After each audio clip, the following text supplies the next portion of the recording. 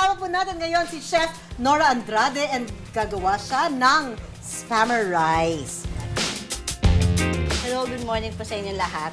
Good morning! Good Okay, morning. ano pong mga ingredients natin? Ingredients natin is spam, rice, plain rice lang. Gumamit ako ng quail eggs, seaweeds, or Seaweed. nori And wrapper. ano po ito? Yan yung pagpiprito natin, oil lang yan. Okay, oil. Mag-init muna tayo nung, mainit na naman yung kawali ko. Tingnan. Okay, okay na, mainit.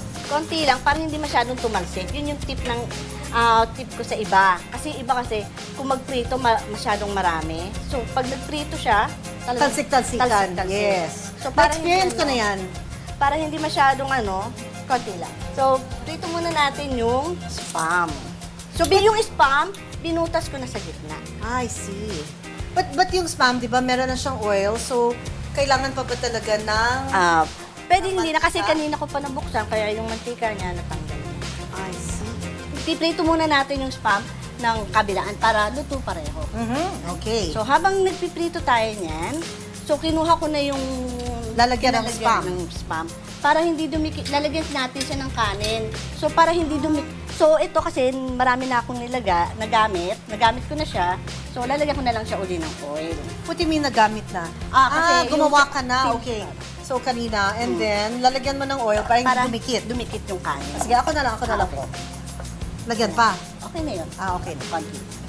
Tapos, lalagyan natin siya ng rice. Okay, ako na. Lahat po yan? Hanggang dito lang siya. So, nasa inyo na po yun kung gusto nyo. Pero mas maganda kasi hanggang dito lang. Like, that's 1 inch. Yeah. Okay. So, pagka natin ito, isa na lang muna yung gagawin ko. So, hulog lang natin yung quail egg. Ang cute! Ilalagay ko lang siya sa gitna. Sa gitna. Yes. Ang cute. So, hintayin lang natin malutong konti yung itlog para may patong na natin. Cute yung quail eggs. Pero pwede lang gumamit ng masyado malaki. Masyado naman malaki. Okay, so quail talagang eggs talaga. quail egg lang. Pwede na natin itaob siya dyan. Itataob. O, sige. Para matanggal natin yung kanin. Yes. So, ito na. Yung purpose ng oil, para hindi siya dumikit. So, ngayon, okay na. Luto na yung ating spam with egg. Kukunin lang natin siya. Ayan. So, lagyan muna Ang natin cute, pala ng no? Anong lalagyan natin? seaweed. Seaweed. So, ito yung design niya.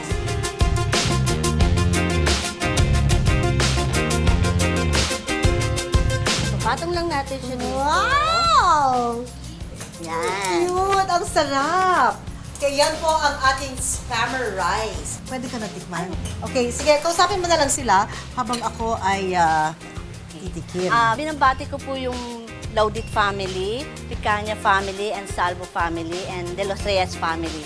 And paki-like na lang po sa page na, paki-like na lang po yung page namin, Top Chef Solution and Chef Tis Apparel. Ang sarap, no? Ito, maganda pag binabaon, naengganyo yung mga bata kasi ang cute-cute tingnan. Pati healthy naman kahit. So, meron siyang dalawang quail eggs, no? And of course, our spam. And yung rice na may nori. So, thank you very much, Chef Nora Andrade, sa kanyang spammer rice. Okay, sabi ng mami ko, don't talk when your mouth is full. Okay, back to studio!